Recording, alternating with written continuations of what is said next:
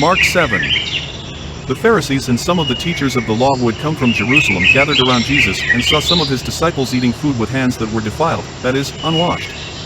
The Pharisees and all the Jews do not eat unless they give their hands a ceremonial washing, holding to the tradition of the elders. When they come from the marketplace, they do not eat unless they wash. And they observe many other traditions, such as the washing of cups, pitchers, and kettles. So the Pharisees and teachers of the law asked Jesus, "Why don't your disciples live according to the tradition of the elders instead of eating their food with defiled hands?" He replied, "Isaiah was right when he prophesied about you hypocrites, as it is written, 'These people honor me with their lips, but their hearts are far from me. They worship me in vain. Their teachings are merely human rules. You have let go of the commands of God and are holding on to human traditions." And he continued, "You have a fine way of setting aside the commands of God in order to observe your own traditions. For Moses said, 'Honor your father and mother,' and anyone who curses their father or mother is to be put to death.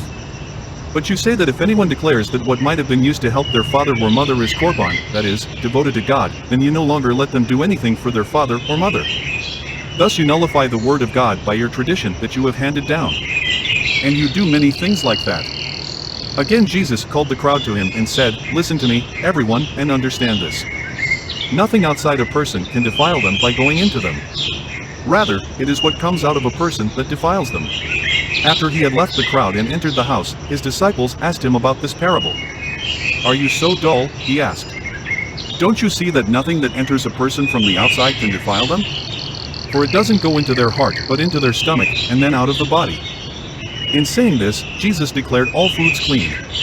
He went on, "What comes out of a person is what defiles them. For it is from within, out of a person's heart, that evil thoughts come: sexual immorality, theft, murder, adultery, greed, malice, deceit, lewdness, envy, slander, arrogance, and folly. All these evils come from inside and defile a person." Jesus left that place and went to the vicinity of Tyre. He entered a house and did not want anyone to know it, yet he could not keep his presence secret. In fact, as soon as she heard about him, a woman whose little daughter was possessed by an impure spirit came and fell at his feet. The woman was a Greek, born in Syrian Phoenicia. She begged Jesus to drive the demon out of her daughter. "First let the children eat all they want," he told her, "for it is not right to take the children's bread and toss it to the dogs." "Lord," she replied, "even the dogs under the table eat the children's crumbs." Then he told her, "For such a reply, you may go, the demon has left your daughter."